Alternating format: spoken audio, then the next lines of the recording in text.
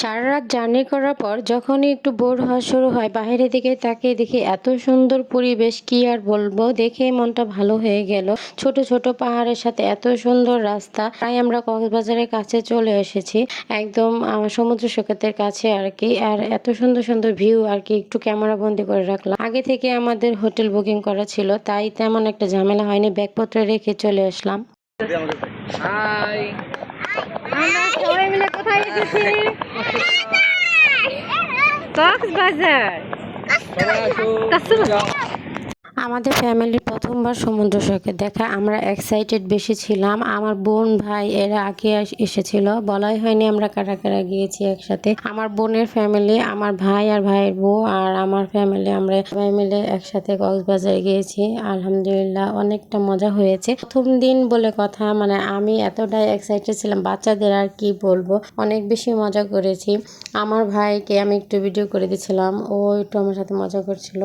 আর এখানে এত পরিমাণ রোদ ছিল, কি আর বলবো। বাসা থেকে বের হওয়ার সময় অনেক বেশি বৃষ্টি ছিল, ভেবেছিলাম এখানে অনেক বৃষ্টি পাবো, কিন্তু না।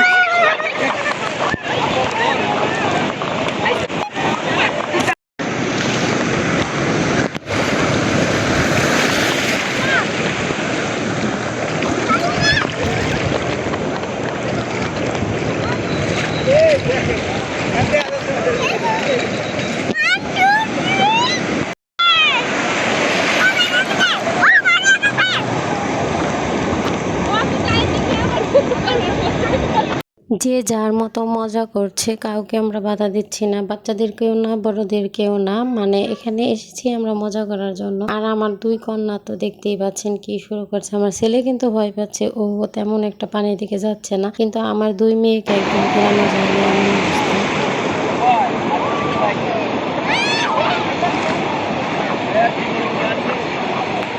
আমার ছেলে তো আমাকে ভিডিও করতে দেবে না এমন অবস্থা, মানে ও লজ্জা পায় কেন জানি ভিডিও করতে। হাফসামুনি, টাকাও কি করছো? এই ভালুক বঞ্চা লাগে।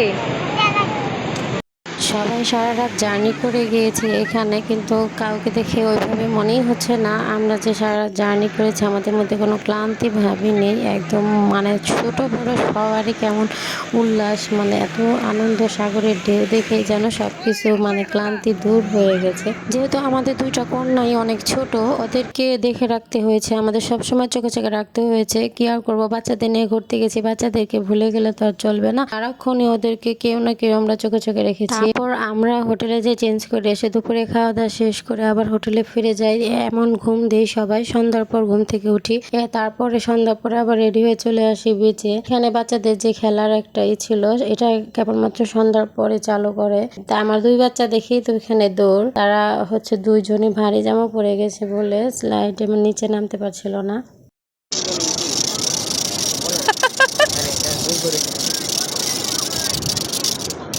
অনেকেই আতিক খেতে মনে করতে পারেন, তাতে আমাদের কিচ্ছু যায় আসে না, কারণ প্রথমবার কক্সবাজার গিয়েছি, একদম অন্যরকম ফিলিংস। স্মৃতি হিসেবে রাখার জন্য আমরা কিছু ভিডিও ফুটেজ তুলে রেখেছি এবং পেজে তা আপলোড করলাম।